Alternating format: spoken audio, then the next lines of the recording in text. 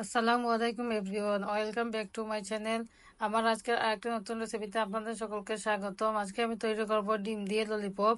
আমি প্রথমে একটি কড়াই বসিয়ে দিলাম এবং দিয়ে দিলাম 2 টেবিল চামচ পরিমাণ সরিষার তেল এবং দিয়ে দিলাম অল্প একটু সরিষা গুঁটো।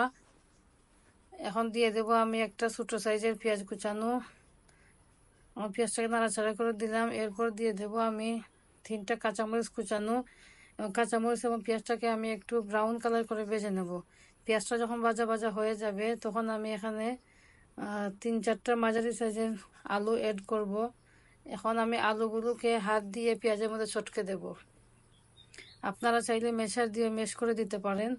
আমি হাত দিয়ে চটকে দিচ্ছি। চটকানো হয়ে গেলে আমি খুন্তি দিয়ে আমি আলুটাকে নেড়ে ছেড়ে দেব। আলুটাকে ভালো করে খুন্তি দিয়ে আমি ভেঙে নেব। এখন আমি একে একে মশলাটা অ্যাড করব। দিয়ে দিলে অল্প একটু মরিচের গুঁড়া, একটু হলুদের গুঁড়া, একটু ধনিয়ার গুঁড়া এবং দিলাম পরিমাণ মতো লবণ। সবশেষে দিয়ে দিলাম একটু পাঁচফোড়ন। এখন আমি আলুর সাথে সবগুলো মশলাকে ভালো করে মিশিয়ে নেব।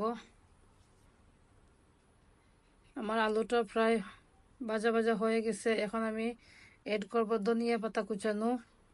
ধনিয়া পাতা দিয়ে এখন আমি নাড়াচাড়া করে নেব এবং সবশেষে দিয়ে দিলাম 1 চামচ পরিমাণ লেবুর রস। আর 2 মিনিট নাড়াচাড়া করে আমি নামিয়ে নেব। আমার আলুর পুরটা রেডি হয়ে গেছে। এখানে আমি নিয়ে দিলাম 4টা সিদ্ধ করা ডিম। এখন ডিমগুলোকে একটা নাইফের সাহায্যে আমি কেটে নেব। আমার ডিম দিয়ে ডিমের ললিপপ তৈরি করব। সবগুলো ডিম কাটা হয়ে গেছে। এখন আমি একটা ময়দা দিয়ে ডো তৈরি করে নেব। দিয়ে দিলাম 1 কাপ পরিমাণ ময়দা এবং দিলাম পরিমাণ মতো লবণ এবং সবশেষে দিয়ে দিলাম 2 চামচের মতো সয়াবিন তেল। এখন সবগুলোকে ভালো করে মিশিয়ে নেব। মিশানো হয়ে গেলে আমি অল্প অল্প করে পানি অ্যাড করব। পানিটা একবারে অ্যাড করবেন না, তাহলে ডোটা নরম হয়ে যাবে।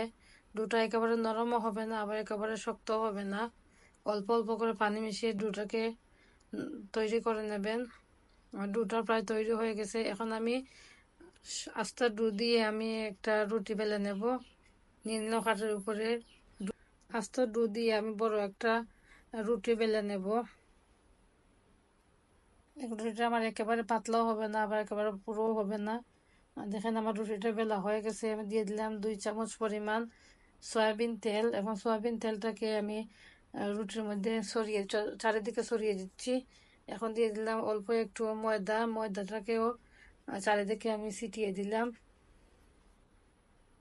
এখন আমি রুটিটাকে ভাজ করে নেব। দেখেন আমি কিভাবে ভাজ করে নিচ্ছি।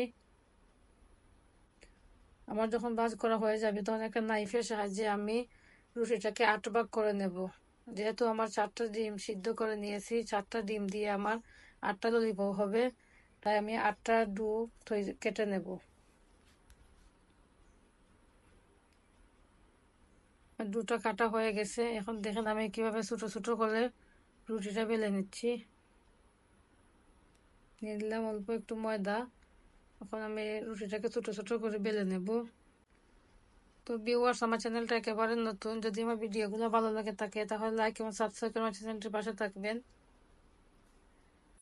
আর রুটিটা বেলা হয়ে গেছে। এখন আমি আলু যে পুরটা রেডি করে রেখেছিলাম সে পুরটা দিয়ে এখন আমি ললিপপ তৈরি করে নেব। রুটির উপরে দিয়ে দিলাম পরিমাণ মতো আলুর পুর। এখন দিয়ে দিলাম একটা আইসক্রিমের কাঠি।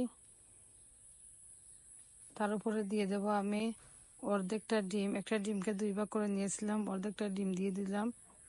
এখন আমি রুটি চারিদিকে পানি লাগিয়ে নেব যাতে আটার কাজ করে।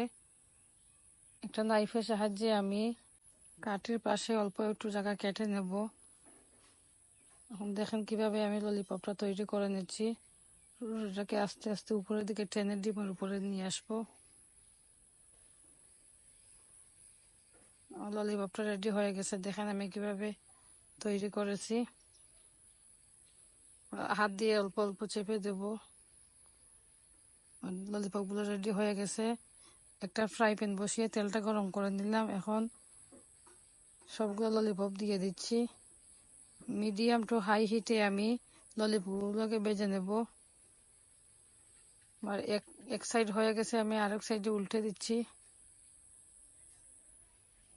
মুচমুচো করে ভেজে নিতে হবে।